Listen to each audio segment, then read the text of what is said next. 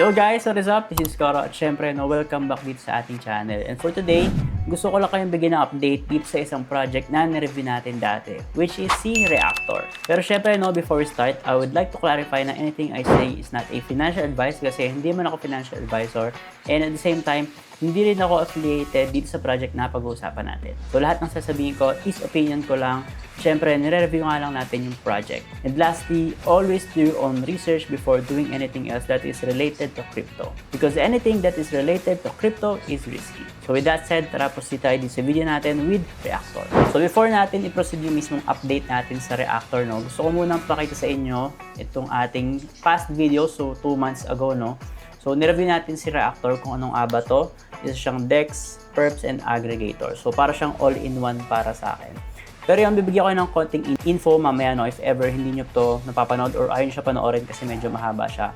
Pero sa mga interested naman, I suggest panoorin nyo siya kasi mas kinover ko doon yung mismong project ni Reactor. Kasi ito is update lang natin kasi nakita ko meron silang update at meron silang parang beta testing. Pero syempre, before doon sa kanilang mismong update, ito yung kanilang socials. Gusto kong pakita sa inyo na actively nagpo-post naman sila.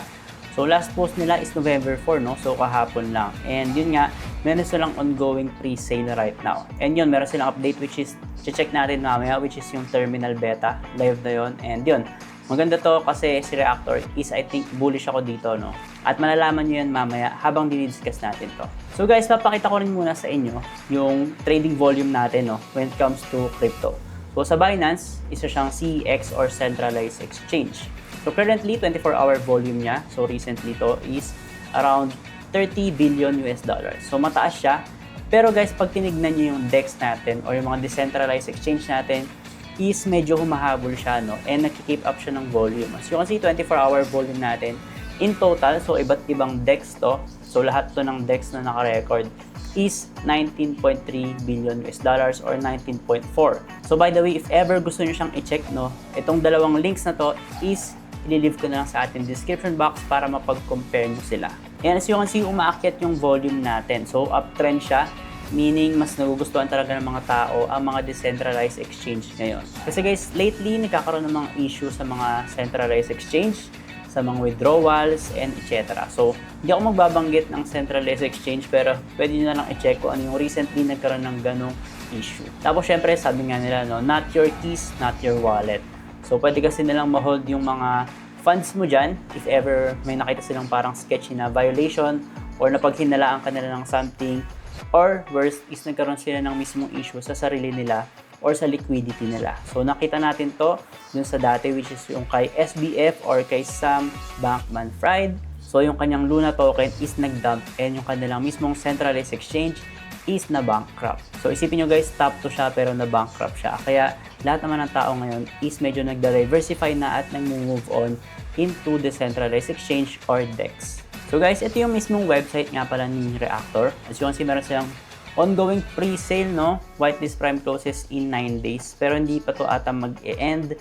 I think bababa lang yung presyo nito, or I mean naangat yung presyo, bababa yung discount. Kasi right now, meron tayong 67% na early bird discount. So I think malaking advantage yun if ever sasali ka sa kanilang pre-sale. So now move on tayo sa mismong ating gustong ipakitang update, which is yung update nila sa kanilang beta, So meron silang parang ginaya nila yung pump fund dito. And I think same naman sila ng interface kagaya ng Axiom at iba pang mga meme coin trading platforms. So gumagamit ako nun pag nagtitrade ako ng meme coins, and yun medyo similar siya. Makikita nyo dito meron tayong 3 sections, which is yung new creations, meaning yung mga bagong gawang tokens, yung about to graduate and graduated. If ever gusto nyo malaman yung about dito, I suggest explore nyo siya, bago kayo magtalpak na magtalpak. Kasi syempre, hindi naman lahat yan is magpapump. At marami dyan is duplicate lang or ginagaya lang yung mga ibang tokens na legit.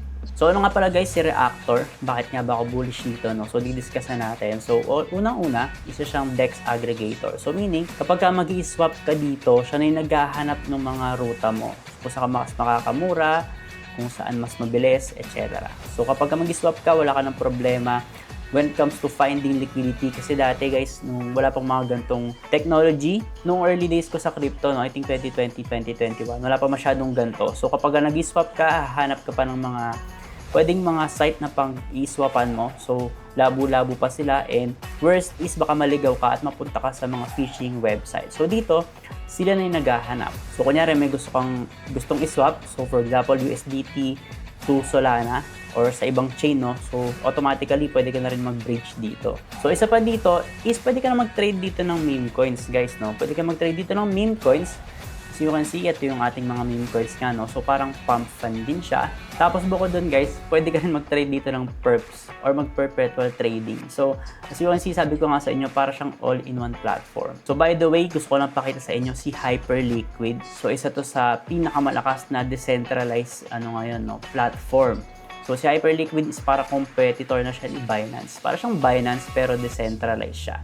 So, as you can see, nag-move on na talaga yung mga tao into decentralized platform kasi syempre, mas tiwala sila dito at mas hawak nila yung mga funds nila dito o yung keys nila dito. So, bakit ko nga ba sinabi yun? Kasi parang si Reactor is medyo similar siya kay Hyperliquid kasi medyo kinakalaban niya yung mga centralized exchange, and at the same time, kinuha niya ibang features ng iba't ibang mga platform na talagang nag-boom, which is si Pump Fund. So, meron na rin siyang meme coin trading platform. So, pwede ka na dito mag-trade ng meme coins. So, si Hyperliquid, medyo ginaya rin niya kasi pwede ka mag-trade ng perps dito. And at the same time, yung playbook ni Hyperliquid na meron silang buyback and burn from their revenue. So, gagawin din yun ni Reactor. So, gagawin niya is magbabuyback siya from their fees na makukuha kapag nag-live na sila and iba-burn nila yung token. So, one of the reason kaya nag-pump si Hyperliquid is dahil sa consistent na ginagawa nilang buyback and burn dun sa kanilang mismong token. So, aside from that, pwede mong explore yung kanilang mismong mga buttons. So, ito yung Atom. So, ito yung parang explorer ng mga meme coins. Pwede mong click yung perps if ever gusto mong mag-trade ng perpetual or mag-futures trading, no? So, meron silang iba't ibang currency dito. Pero, syempre, medyo limited siya na marami pa rin, no? So, available na si Hype dito. Syempre, Solana, ETH, BTC, Aster available dito. Funcoin, Dogecoin, Tau, BNB. So, mga major tokens is available na rin pala dito, no? So, okay na okay din talaga tong si Reactor. So, next is yung kanilang Explore tab. So, if ever naguguluhan ka sa Atom kasi medyo marami kang makikita dito. Ayan, so tatlong section siya. Mas simplified itong si Explore. Pero, syempre, medyo hindi na siya ganun ka-early. So, although medyo mababa yung risk dito, may risk pa rin siyang katapat. Pero, as you can see, no, may tataas na yung mga nandito. For example, si Jelly Jelly, no, created 7 minutes ago ba to? Or 7 months. So, hindi ko sure, no. Ang liquidity niya is 11.57M. So, matataas na yung mga nandito, guys, or mga trending yung mga nandito.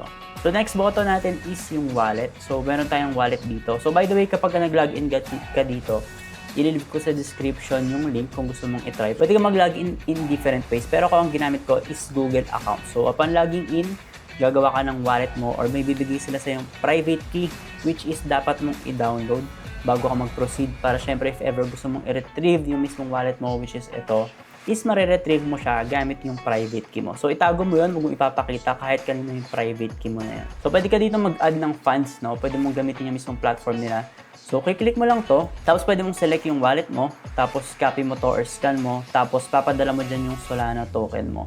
Meron din naman silang HL perps or Hyperliquid perps. So, ito yung sinasabi ko na pwede ka mag-perpetual trading dito, no? So, pagkakaintindi ko pala, guys, is parang sa Hyperliquid ka pa rin parang nagtitrade dito. Pero with Reactor.